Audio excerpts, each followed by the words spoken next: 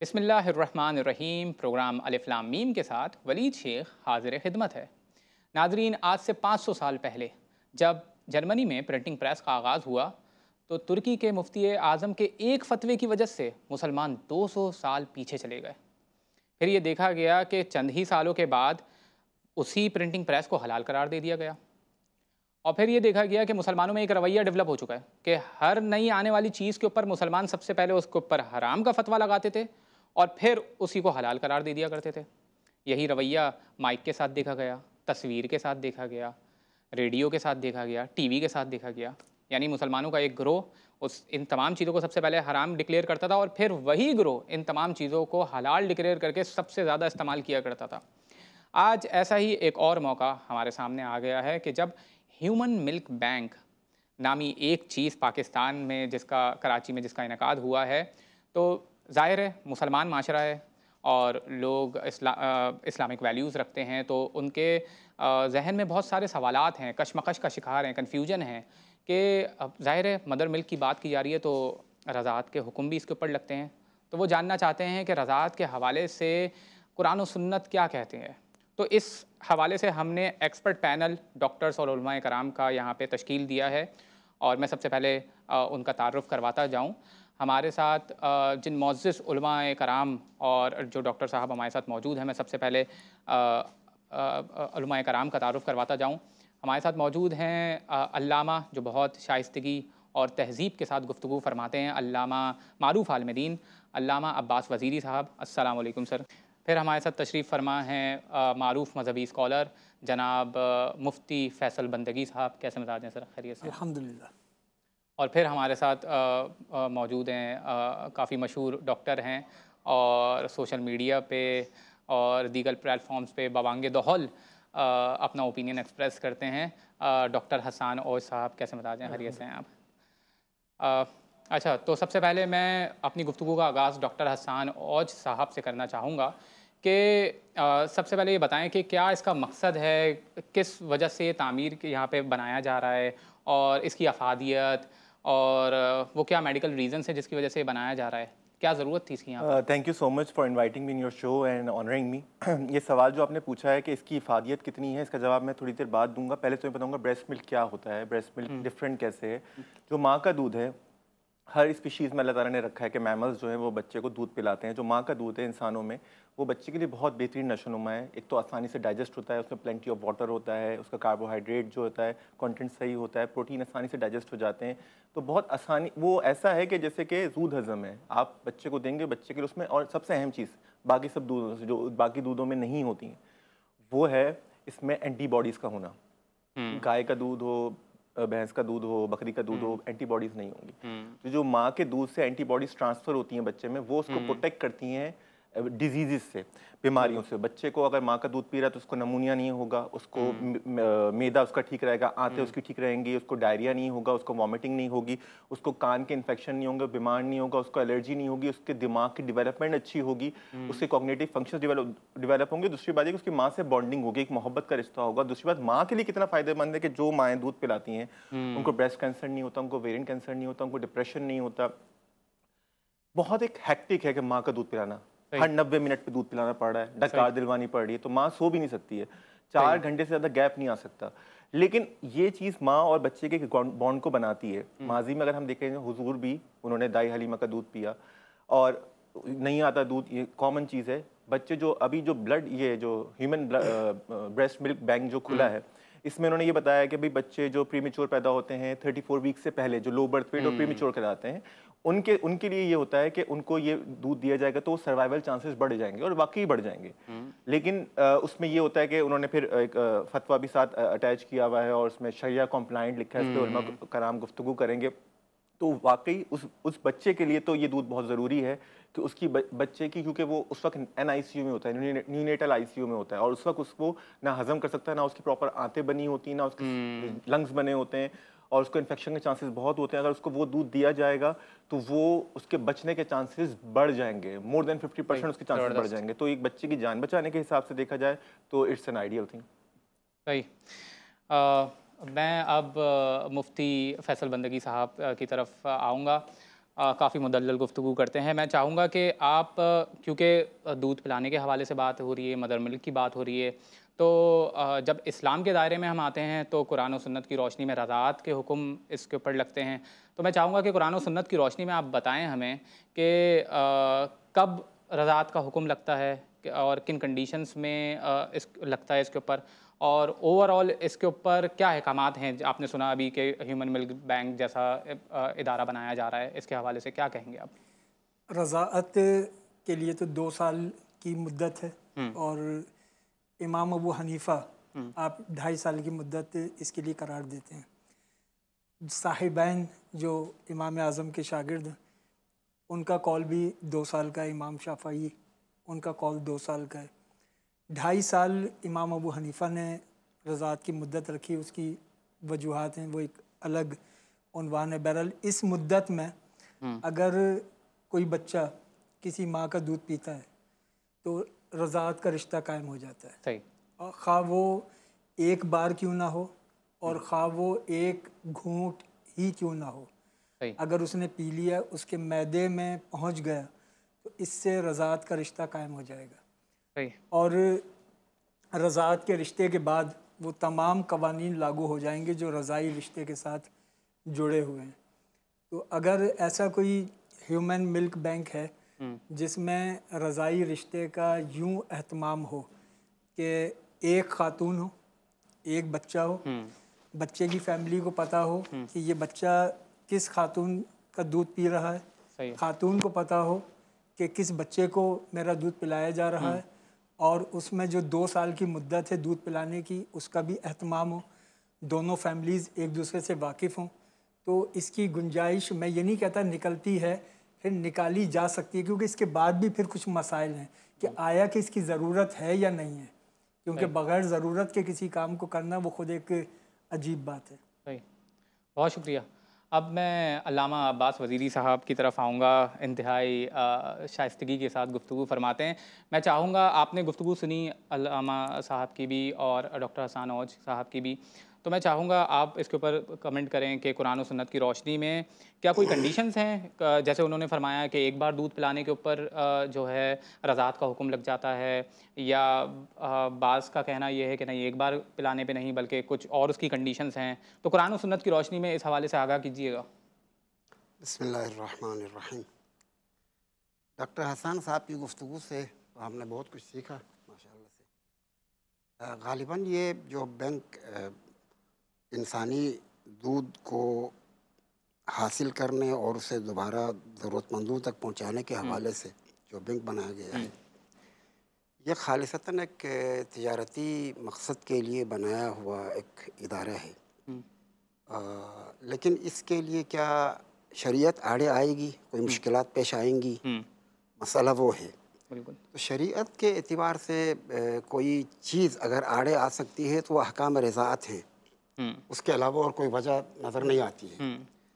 रज़ाअत में जैसे कि मुफ्ती साहब ने अभी फरमाया, इमाम अबू हनीफ़ा का ग़ालिबन फतवा ये है कि अगर मुर्ज़िआ मुर्तज़े को दूध पिलाए चाहे एक दफ़ा, तो रिश्ता उसका उस मुर्तज़े का मुर्ज़िआ के बाकी बच्चों के साथ महरमियत का कायम हो जाएगा। बिल्कुल, इनका हाँ ये है। लेकिन हमारे पास जो रिवायात हैं, जो अहादीस हैं, आसान अल्फाजों में, ताकि आवाम बिल्कुल सब, तो वो हमारे पास तकरीबन मुसल्लम है कि एक दफ़ा के दूध पीने से कोई मुर्तज़े उस मुर्ज़िआ के बाकी बच्चों के लिए महरम नहीं होता है, जब तक कि वो बच्चा या 24 घंटे मुसलसल दूध पिए उसी माँ का, कोई और ग़ज़ा भी ना ले बीच में, यानी 24 घंटे तक, यानी उस एक शबाना रोज़, दिन भी रात भी, यानी उससे ही ग़ज़ा हासिल करे और उससे पेट भर जाए उसका, यानी हर दफ़ा, तो उस वो अहकाम रज़ाअत उस पर आ जाएंगे। और इसमें भी शर्त ये है कि क़े करके ना निकाल दिया हो। अच्छा, अगर बच्चे ने इस दौरान में अगर क़े करके निकाल दिया तो वो चूँकि जो जितनी ग़ज़ायत उसने ली थी वो वापस हो गई, लिहाजा अहकाम रज़ाअत फिर भी नहीं आएंगे। सही है। ठीक है, क़े करके निकाला भी ना हो। और मुर्ज़िआ जिंदा भी हो। मुर्जिया से मुराद वो दूध पिलाने वाली खातून। अच्छा, यहाँ कुछ इस्तिलाहात पहले से बतानी चाहिए थी। जो दूध पीता है उस बच्चे को अरबी में, और वही फ़िक़्ह की इस्तिलाह भी वही है, मुर्तज़े कहते हैं। अच्छा। दूध पिलाने वाली माँ को मुर्ज़िआ कहते हैं। और जिस मर्द की वजह से ये खातून हामिला रही हैं और उसके अंदर दूध पैदा हुआ है, उसको साहिबुल लबन या फ़हल कहते हैं। ये इस्तिलाहात इनको ध्यान में रखिएगा। तो एक शर्त तो ये है कि 24 घंटे, सही है, या 15 दफ़ा, अच्छा 15 दफ़ा पेट भर के पिए। अच्छा, और उसमें ये ज़िंदा भी होनी चाहिए खातून, मुर्ज़िया जो वो ज़िंदा हो, अगर वो मरी हुई हो या उसका। अच्छा, फिर ये कि वो क्या कहते हैं, उसके गोद में, उसके सीने से दूध पी ले। अच्छा, उसके हल्क में डाल दिया जाए, या मतलब ये दूध कहीं से निकाल के किसी चीज़ में प्रिजर्व कर दिया जाए, उसे उसको इससे रज़ात नहीं आती है, चाहे वो 100 बार पिए। अच्छा, यानी बराह रास्त जी, बराह रास्त उस खातून से पिए, वो भी जिंदा हो, वफात शुदा भी ना हो। सही है। अच्छा, ये शराइत हैं उसके। तो इन शराइत के साथ तो इस बैंक का कोई ताल्लुक़ ही नहीं है। इस लिहाज से, हमारे लिहाज से, हमारे फ़िक़्ह के लिहाज से कोई मुश्किल नहीं है। सही है, सही है। कोई मुश्किल नज़र नहीं आती है कि मसलन इस बैंक के चलाने में कोई मुश्किल नहीं है, कोई रुकावट नहीं है। सही है। क्योंकि यहाँ पर एक तो बात यह है कि अहकाम रज़ात नहीं आते हैं। अच्छा, क्योंकि ये कौन सा दूध किसका है बिल्कुल भी नहीं पता, और वो भी हो सकता है एक दफ़ा एक खातून का मिल जाए, दूसरी दफ़ा दूसरे खातून का मिल जाए। वो तो उन्होंने प्रिजर्व किया है, वो दे दिया इनको, अभी नहीं मालूम किसका है, कुछ पता भी नहीं है, वो ज़िंदा है, मुर्दा है, 1 है, 2 है, 10 हैं। तो अहकाम रज़ात इस तरह नहीं आते हैं। फिर ये कि हल्क, वो यानी दूध देने वाली के सीने से लग के उसने पिया नहीं है, इसमें तो ऐसा कोई इस वजह से कोई अहकाम रज़ात नहीं आते हैं। सही। ये लिहाजा ये रिकावट, जो अहकाम रज़ात वाली बात रिकावट बनती थी, वो रिकावट हमारे फ़िक़्ह के एतबार से नहीं है। सही है। मैं मुफ्ती फैसल बंदगी साहब की तरफ आऊँगा।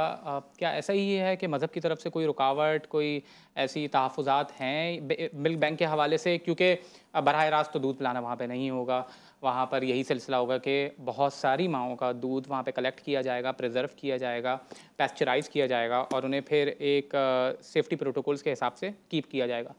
फिर वो बच्चे जिनको ज़रूरत होगी उनके लिए वहाँ से ख़रीद लिया जाएगा, या फिर वो डोनेशन का किस मॉडल के ऊपर है वो देखा जाएगा, इनके नॉट फॉर प्रॉफिट है या फिर ख़रीदो फ़रोख्त का सिलसिला होगा। आप क्या उसके ऊपर कहते हैं कि तहफ़्फ़ुज़ात क्या है? हमारा इसमें मौक़िफ़ मुख्तलिफ है। वो ये कि रज़ात के लिए बिल वास्ता या बिला वास्ता, ये हमारे यहाँ शर्त नहीं है। अच्छा, इसके लिए दूध का हलक से मैदे तक पहुँचना ये शर्त है। उसके लिए मिक़दार की कोई कैद नहीं है कि वो इतनी मर्तबा हो या इतने दिन हो, उसकी मिक़दार की कोई कैद नहीं। दूध हो, हलक से मैदे में पहुँचे। अगर ऐसी सूरत हो कि कई शख्सियात का उसमें शीर जमा कर दिया गया, 20 शख्सियात हैं उसमें, हाँ, और उस बच्चे ने वो मजमुआ उसका एक घूंट पी लिया, तो वो 20 की 20 ख़वातीन से रिश्ता रज़ात कायम होगा। अच्छा जी, जितनी ख़वातीन का उसमें दूध शामिल है जो मिला दिया गया, उसका एक घूंट भी पी लिया तो उन तमाम ख़वातीन से रिश्ता रज़ाअत वो कायम हो जाएगा। इसलिए हमारे यहाँ इन कवानीन की वजह से ये जो ह्यूमन मिल्क बैंक है इसके जवाज़ की सूरत नहीं है, और अगर है तो वो बड़ी सख्त कंडीशंस के साथ है। अव्वल ये कि उसकी ज़रूरत हो, दोयम ये कि उसके शरई तकाज़े पूरे हों। जैसा मैंने अर्ज़ किया कि पिलाने वाली को और पीने वाले को, दोनों फैमिलीज़ को एक दूसरे के बारे में मालूम हो। फिर ऐसा ना हो कि बीच में पिलाने वाली बदलती रहे, क्योंकि उसके साथ फिर रज़ात के अहकाम भी बदलते चले जाएंगे। मुस्तकिल एक पिलाने वाली हो, मुस्तकिल एक पीने वाला हो, और दोनों फैमिलीज़ एक दूसरे से वाकिफ़ हो। तो अभी जिस हाल में ये बैंक चल रहा है, जिस प्रोसेस वगैरह को, वो ऑब्वियसली ये प्रोसेस फॉलो नहीं कर रहे वो, तो आप कैटेगोरिकली अगर टू बी क्लियर के यानी तो फिर आपके मुताबिक इसके ऊपर ये जायज़ नहीं है? ये जायज़ नहीं है, बल्कि इसके अंदर एक रज़ात से हटकर भी एक पहलू इसमें शामिल है कि जिन ख़वातीन से ये दूध लिया जा रहा है, आया कि उनको कोई उजरत दी जा रही है इसके बदले में? अगर उजरत दी जा रही है तो वो उजरत लेना और देना दोनों जायज़ नहीं है। वजह उसकी ये है कि आप अपने जिस्म की कोई शय फ़रोख्त नहीं कर सकते। तो ये क्योंकि जो शीर है ये जुज़्व बदन है, इसको फ़रोख्त नहीं किया जा सकता। तो अगर इसको कीमतन लिया जा रहा है और कीमतन दिया जा रहा है तो भी ये इसकी गुंजाइश नहीं है। ठीक है, अब मैं डॉक्टर हसन और साहब आपकी तरफ आऊँगा। दूध को मिक्स करने की बात की जा रही है, बहुत सारी ख़वातीन से ये यानी डोनेट करेंगी वो, और फिर सबको एक ही जगह पे लाया जाएगा, मिक्स किया जाएगा। तो इसके ऊपर सेफ्टी प्रोटोकॉल्स वगैरह क्या फ़ॉलो किए जाते हैं तमाम? और यानी ऐसा तो नहीं कि इसकी वजह से मज़ीद कोई बीमारियाँ हो जाएँ? एक यानी उसका फर्स्ट हैंड रीज़न तो यही था कि भाई बीमारियों से बचने के लिए ये दूध की ज़रूरत थी, मगर पता चला मिक्स करने की वजह से और दूसरी चीज़ों करने की वजह से मज़ीद बीमारियां इसकी वजह से फैल गई। ऐसा तो कुछ नहीं है इसकी? देखें, जो उन्होंने अनाउंस किया है शरिया कॉम्प्लायंट ह्यूमन मिल्क बैंक, उसमें उन्होंने ये कहा है कि भाई हम तकरीबन 300 औरतों से लेंगे, मिल्क लेंगे, उसको पैस्चराइज करेंगे, उनका पहले टेस्टिंग होगी कि HIV, क्योंकि ब्रेस्ट मिल्क के थ्रू एक्सप्रेस हो सकता है, बच्चे में जा सकता है HIV, हेपेटाइटिस B और C, CM, cytomegalovirus, chlamydia, gonorrhoea, बहुत सारी बीमारियां हैं। उसके अलावा बहुत सारी दवाइयाँ हैं जो कि जब माँ खाती है तो वो ह्यूमन मिल्क के थ्रू बच्चे में जा सकती है। इसलिए जब माँ जो लैक्टेटिंग मदर होती है, बहुत सारी दवाइयाँ उसमें मना होती हैं आम लोगों के मुकाबले में, कि वो उनको आप नहीं दे सकते दवाइयों के, वो बच्चों के पास बच्चे के दूध में निकल के बच्चे के अंदर चली जाएंगी और बच्चे के जिस्म का हिस्सा बन जाएंगी। इन सब के बाद अगर हम बात करें, जैसे सर ने बात की और हजरत ने भी बात की, दोनों ने, हमें ये देखना पड़ेगा कि इसकी ज़रूरत है या नहीं है। हमारे यहाँ बच्चे तो 34 वीक से पहले जो बच्चे पैदा हो रहे हैं 7वें महीने में या 6ठे महीने में, आपको उनकी जान की इतनी परवाह है आप, लेकिन जो बच्चे बालिग होके जो मर रहे हैं अस्पताल ना होने की वजह से, दवाइयाँ ना होने की वजह से, चीज़ें ना होने की वजह से, फैसिलिटीज़ ना होने की वजह से, आपको उनकी परवाह नहीं है। तो आपने एक नया तमाशा खोला है। मैं इस पर यह बोलूँगा कि देखें, किसी भी मुस्लिम मुल्क में ह्यूमन मिल्क बैंक कायम नहीं है। जिन ममालिक में कायम है वो नॉन मुस्लिम से अभी तक। दूसरी बात आप ये देखें, उधर तो मिल्क बिकता है, उधर तो उससे बहुत महंगी मिठाइयाँ तक, अगर आपको आप ब्रेस्ट मिल्क की मिठाई लेंगे तो महंगी मिलेगी वो आपको। It's expensive there. ये बिजनेस नहीं होना चाहिए। ये अगर एक औरत जो है उसका दूध इतना ही बनता है, प्रोलैक्टिन जो है दूध बनाता है, एक हार्मोन होता है, और ऑक्सीटोसिन जो है जब बच्चा सक करता है तो ऑक्सीटोसिन रिलीज होता है जो कि मिल्क को इजेक्ट कराता है, निकालता है। अब जब माँ बच्चे को दूध पिला रही है और जब दूध निकल रहा है तो उसमें जो है उस हार्मोन्स रिलीज हो रहे हैं औरत में, और बच्चे और उसका कनेक्शन हो रहा है। एक माँ जो है सिर्फ 2 बच्चों से ज़्यादा दूध नहीं बना सकती, 2 बच्चों की किफ़ालत कर सकती है एक वक्त में अपने ब्रेस्ट मिल्क के थ्रू। अगर एक प्रेगनेंसी के बाद एक बच्चे को दूध पिलाई और वाफिर दूध मिकदार में मौजूद है तो वो दे सकती है, डोनेट कर सकती है। लेकिन अगर आपने ये लगा दिया कि भाई आप उधर देंगे और क्योंकि फ्री में तो कोई देगा नहीं, क्योंकि बच्चों का एक माँ के दूध से नहीं पेट भर रहा होता, ऊपर से फार्मूला मिल्क ऐड करने पड़ जाते हैं, तो इसका मतलब ये कि वो तो बेचेगी, फिर अपने बच्चे को दूध नहीं देगी, वो गरीब का बच्चा तरसा रह जाएगा और अमीर का बच्चा दूध पी रहा होगा ब्रेस्ट मिल्क। तो ये है कि माँ इतना दूध बनाती ही नहीं है कि जो है वो सब बच्चों को पूरा हो सके, कई बच्चों को पूरा हो सके, मैक्सिमम 2 बच्चों को पूरा हो सकता है। तो एक अपने बच्चे को पिला रही होगी, दूसरा जो है वो एक अमीर के बच्चे को पिला भी रही है, अगर वो बेच रही है तो फिर वो क्या करेगी, उसकी जरूरत पूरी करने के लिए पैसे के लिए वो अपने, हालांकि इन्होंने बोला है कि अभी तक हम उसमें डोनेशन वो क्या कहते हैं फ्री होगा, लेकिन आगे जाके ये बिजनेस ही बनेगा। तो आप एक्चुअली इस वक्त भी गरीब के हक पे डाका डाल रहे हैं, गरीब बच्चों को, क्योंकि माओ के पास फॉर्मूला मिल्क के पैसे नहीं होते तो वो तो माँ का दूध पीते हैं, तो आप उनके हक पे भी डाका डाल रहे हैं। कैपिटल सोसाइटी असल में मुझे लगता है कि मजहब से ज्यादा ये कैपिटलिज्म का मसला है। ये हमें ये समझ में नहीं आ रहा कि हर चीज फॉर सेल है, मेरी बॉडी फॉर सेल है, मैं प्रोस्टिट्यूट बनूं मेरी बॉडी फॉर सेल है, मेरा दूध मेरा मतलब वो भी सेल है, हर चीज सेल पे है। अगर आपको बहुत ही हमदर्दी है तो आप ऐसी माएँ अरेंज कर लें जो डायरेक्ट कोऑर्डिनेशन, कि भाई इस माँ को ये पिला दे, जैसे सर ने बताया मसला ही हल हो जाएगा। अच्छा, अब हुजूर सल्लल्लाहु अलैहि वसल्लम ने किसका दूध पिया था, किसका पिया था? दाई हलीमा। बिल्कुल। अब दाई हलीमा के साथ उनकी बहन कौन बनी थी? शीमा।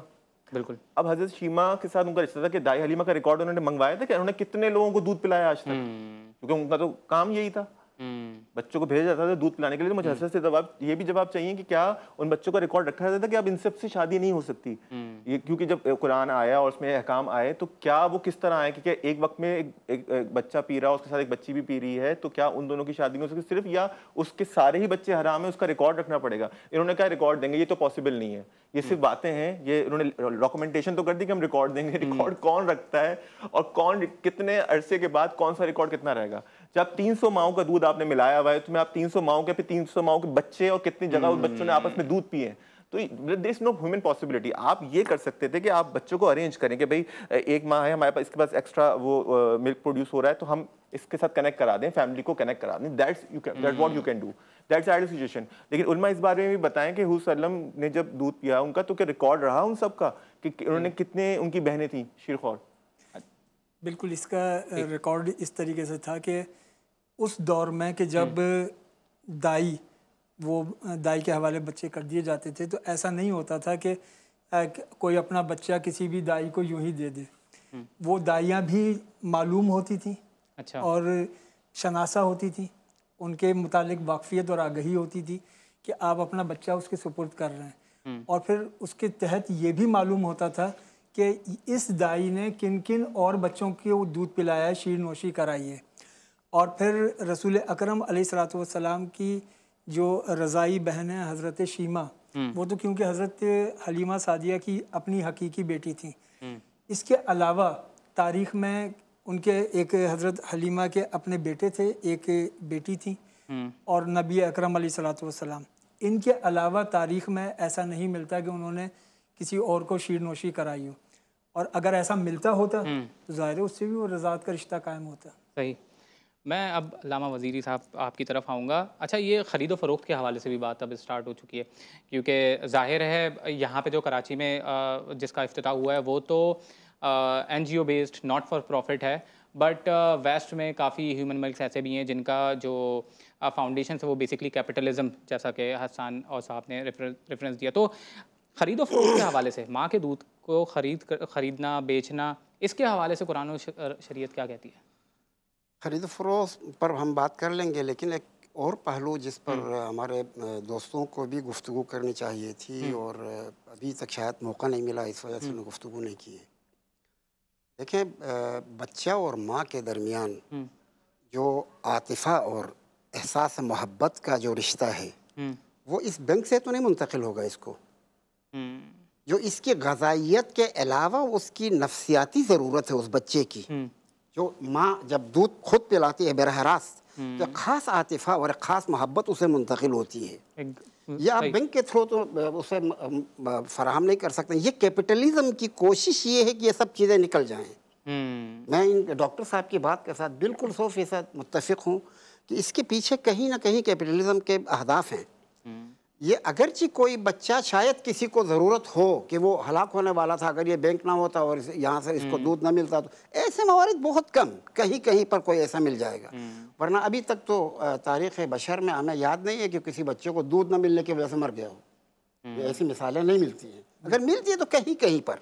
तो उस कहीं कहीं के खातिर इतना बड़ा नुकसान। अब इसका नतीजा क्या होगा कि अब बहुत सारे बच्चों को जो माँ के ज़रिए से जो शफ़क़त और मोहब्बत और उनसियत और प्यार मुंतकिल होता था, और बाज़ दफ़ा हमारे यहाँ रिवायात में है कि मोहब्बत अहले बैत माओं के ज़रिए से बच्चों को मुंतकिल होती है। बिल्कुल बिल्कुल। देखिए, जब माँ ख़ुद मुहिब्ब अहले बैत है तो वो जब दूध पिला रही है तो इस मोहब्बत अहले बैत भी इसके थ्रू मुंतकिल होती है। जब इतनी चीज़ों का ख्याल, बारीकियों का ख्याल रखा जाता है, तो बैंक में तो ये चीज़ें नहीं हैं, इसका तो कोई दूर दूर तक पता नहीं है। बाकी रह गई बेचना और ख़रीदना। यहाँ इन्होंने शायद ख़रीदने की बात नहीं की है अभी, लेकिन बाद में कभी शायद ख़रीदेंगे भी। अभी फ़िलहाल तो डोनेशन की बात हो रही है, बाद में शायद वहाँ तक भी बात पहुँचेगी। शरई एतबार से कोई मुश्किल नहीं है, ख़ातून अपना हत्ता अपने शोहर से उसके बच्चे को दूध पिलाने के पैसे ले सकती है। हमारे पास फ़िक़ही तौर पे साबित है ये। सही सर, कुरान में भी है। हाँ जी, वो यानी पैसे ले सकती है अपने शोहर से कि मैं आपके बच्चे को दूध पिला रही हूँ, इसको पैसे, लिहाजा ये एक तरह का बेचना ही है। लिहाजा ये कोई मुश्किल नहीं है, कोई ऐसा कोई परेशान कुन मसला नहीं है। सही है। लिहाजा हमें यानी उन इस्लाम में एक बच्चे की परवरिश में जितनी जिहतों का ख्याल रखा गया है उन तमाम जिहतों को मद्देनज़र रखना चाहिए। उसकी सिर्फ फ़िज़िकल नशोनुमा नहीं है, उसकी नफ्सियाती नशोनुमा भी है, उसकी मानवी नशोनुमा भी है। उसके लिए ज़रूरी है कि एक अच्छी माँ जो बरह रास्त उसको ग़ज़ा पिलाए, और वो ज़ाहिर है इससे हासिल नहीं होगा, तो ये नुकसान इससे हासिल होगा। असल में मैं ये समझता हूँ कि ये अमीर माएँ जो हैं, या अमीर माओं से मुराद ये कहना चाहूँगा कि जो माएँ जो ज़्यादा कष्ट नहीं उठाना चाहती हैं, ज़्यादा मेहनत नहीं करना चाहती, जो हर 90 मिनट बाद या 2 घंटे बाद बच्चे को दूध नहीं पिलाना चाहती, उनके लिए आसान ऑप्शन है कि मेरे बच्चे को बेस्ट मिल्क भी मिल जाए, अच्छे से अच्छा ब्रेस्ट मिल्क, और मुझे कोई मेहनत भी ना करना पड़े, मतलब वो फाइनेंशियली अफोर्ड कर सकती हैं। अच्छा, जैसे सर ने बात की कि वाकई औरत जो है अपने शौहर से मुतालबा कर सकती है, कुरान में इसका हुक्म है, लेकिन क्या हम उसको अपने बच्चे का हक मार के किसी को बेचना, ये तो मैं इसके ऊपर एक और जो सवाल पूछना चाहूँगा वो ये कि देखें, अब तो पॉइंट ये है कि हमारे माशरे में फार्मूला मिल्क का बेदरेग इस्तेमाल हो रहा है, बहुत ज़्यादा इस्तेमाल हो रहा है, ऑलरेडी हो रहा है, तो उसको भी ख़रीदा जाता है और ऑब्वियसली वो बच्चे के लिए न्यूट्रिशंस और फूड के तौर पे ख़रीदा जाता है। तो इस मिल्क को भी अगर इस हैसियत से देखा जाए कि क्योंकि फार्मूला मिल्क पिलाने से भी आपके पास बहुत सारी ऐसी चीज़ें हैं जो जरासीम वगैरह कुछ बाज़ डिसीज़ ऐसी आ जाती हैं, तो इसको इस हैसियत से क्यों नहीं देखा जा रहा कि यानी क्योंकि इसके अंदर कोई साइकोलॉजिकल कनेक्शन नहीं है, कोई ह्यूमन कनेक्शन नहीं है, बराह रास्त आपको नहीं पीना, इसको इस हैसियत से क्यों नहीं देखा जा रहा कि एक बहुत मुफीद और न्यूट्रिशन से भरा ये एक मिल्क है जो बच्चों के लिए मुफीद है, और इस हैसियत में देखा जाए फ़र्क ये है दोनों में कि वो खरीदा उसको भी जाता है, खरीदा इसको भी जाए, लेकिन बताऊं क्या, वो बनाया जाता है। ये एक माँ जो है उसकी बॉडी के जो पिस्तान है वो बना रहे हैं एक बच्चे की जरूरत पूरा करने के लिए। अब जब वो बना रहे हैं, जब तक 2 साल तक वो बना रहे हैं, जब तक बच्चा दूध पी रहा है, तो वो 2 साल तक अपने बच्चे का दूध मार के ही दूसरे बच्चे को दूध पिला सकती है, या ज्यादा बन रहा होगा तो वो इतना नहीं बनता। ये इंसान है, वो गाय भैंस नहीं है, तो इंसान है, तो वो एक से ज्यादा 2 बच्चों मैक्सिमम, तो इसकी सूरत में 2 बच्चों को दूध पिला सकती है माँ। तो वो चलो अगर एक बच्चे की जरूरत से ज्यादा दूध बन रहा है जो बहुत रेयर होता है, चलो दूसरे के लिए वो, लेकिन इस वक्त ये होगा कि वो बेचने के चक्कर में अपने बच्चे को इस हक से महरूम रखेगी जो कि उसका प्राइमरी हक है। आपने बच्चा ही क्यों पैदा किया अगर आप अपना दूध नहीं पिला सकते थे? मगर अब पॉइंट ये कि है भी तो ये माओं की जेन्युइन ज़रूरत, यानी बच्चों की जो प्री टर्म बच्चे हैं या वो बच्चे जिनकी माएँ ही नहीं हैं, तो उनकी तो ये जेन्युइन ज़रूरत है कि उन्हें जो है फॉर एग्जांपल दूध की ज़रूरत है। तो ऐसी सूरत में तो कोई ना कोई ऐसा प्रोविजन तो फराहम करना पड़ेगा, आबादी बढ़ती जा रही है, बिल्कुल प्रोवाइड करना चाहिए, लेकिन it comes in the list very deep down. बहुत ज़्यादा इंपॉर्टेंट चीज़ें, ज़्यादा बच्चे मलेरिया से मर रहे हैं, डायरिया से मर रहे हैं, ज़्यादा बच्चे नमूनिया से मर रहे हैं। Most common cause of death among the children in Pakistan is नमूनिया और मेल नरिशमेंट। आप बच्चों को ताकत की चीज़ें प्रोवाइड कर दें। आपने सिर्फ just to sound cool UNICEF से इल्हाक करके आपने वो कर दिया। I am not against the milk bank, I am against this unnecessary luxury. पहली चीज़ नेसेसिटी होती है, आप पहले बच्चों को खाना तो दे दें। जो बच्चे पैदा हो चुके हैं प्रॉपर 9 महीने के, उनको तो खाना मिल नहीं रहा, वो तो ग़िज़ा की किल्लत से मर जाते हैं। आपने ह्यूमन मिल्क बैंक ज़रूर बनाया है जस्ट टू साउंड कूल। अच्छा, मैं अब मुफ्ती फैसल बंदगी साहब की तरफ आऊँगा।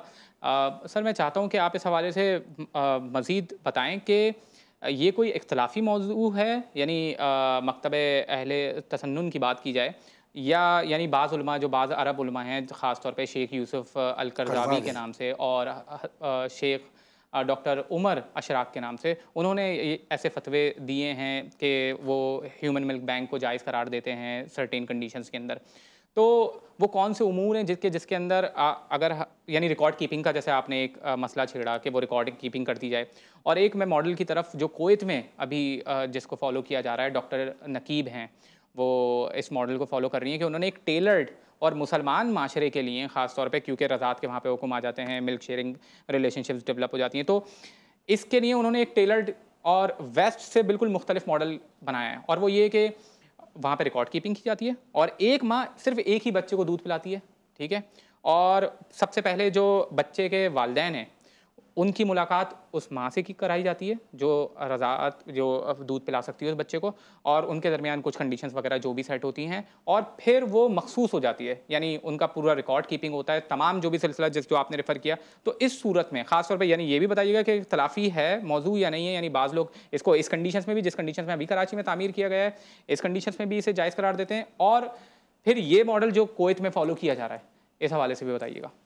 आपने जो करज़ावी साहब का जिक्र किया और आपने ये भी फरमाया कि उन्होंने इसको कंडीशनल इसका जवाज़ पैदा किया, तो उसके लिए वो देखना पड़ेगा कि उनकी कंडीशंस क्या सही है। है। इसलिए कि इसको गैर मशरूत तौर पर जायज़ कोई भी नहीं कहेगा, सही है। उसकी लाजमी शराइत उसके लिए होनी चाहिए। और जो दूसरी सूरत आपने बताई कि उसमें एक रिकॉर्ड मेंटेन किया जाए, दोनों फैमिलीज़ वाकिफ़ हों, तो वो सूरत तो एक मुनासिब सूरत है, उसमें किसी किस्म का कोई शरई हर्ज नहीं है। यहाँ पर एक और पहलू भी शामिल है कि अगर उस दूध से उसको पाउडर में तब्दील कर लें और उसके बाद फिर दोबारा वो दूध बना के फीडर से बच्चे को पिला दिया, तो उसके लिए फिर शरई हुक्म क्या होगा। तो मैं अपने मकतब के मुताबिक अर्ज़ कर रहा हूँ कि अगर शय की हयात तब्दील होती है तो हुक्म तब्दील हो जाता है। यानी एक दूध था, फिर वो पाउडर बन गया, तो अब हयात तब्दील हो गई। लेकिन यहाँ हुक्म तब्दील नहीं होगा, इसलिए कि हयात तब्दील होने के बाद फिर वो दोबारा दूध बन रहा है, तो वो अपनी असल उसमें बाकी है। और जब तक वो असल मौजूद है उस वक्त तक रज़ात का रिश्ता कायम है, और इसकी वजह से इसको गैर मशरूत तौर पर इसको जायज़ नहीं कहा जा सकता। इसको उन्हीं शराइत के साथ कि जिन शराइत से आप रज़ात के रिश्ते की बाद में पासदारी कर सकें, उनके साथ ही इसकी जवाज़ की सूरत है, वो भी ज़रूरत के तहत। इसमें मिल्क बैंक की ज़रूरत नहीं है। अगर किसी फैमिली के साथ ऐसा मसला है तो फैमिलीज़ के अंदर, ख़ानदानों के अंदर ये चीज़ें तय हो सकती हैं। सही, बहुत खूब। मैं शुक्रगुज़ार हूँ तमाम उलमाए कराम और डॉक्टर साहब का कि उन्होंने अपना कीमती वक्त हमारे लिए इस प्रोग्राम के लिए निकाला और यहाँ पर तशरीफ़ लाए। नाज़रीन, आपने उलमाए कराम और डॉक्टर साहब की गुफ्तगू सुनी और उससे ज़रूर इस्तिफ़ादा किया होगा। हमने कुरान और सुन्नत की रोशनी में ह्यूमन मिल्क बैंक के हवाले से क्या अहकामात लगते हैं और उसकी क्या अफादियत है, वो किन रीज़न्स की वजह से यहाँ पे उसका आगाज़ किया जा रहा है, इस हवाले से भी हमने मालूम किया। और फिर अगले प्रोग्राम में किसी नए मौजू के साथ आपके सामने फिर हाजिर होंगे। तब तक के लिए अल्लाह हाफ़िज़।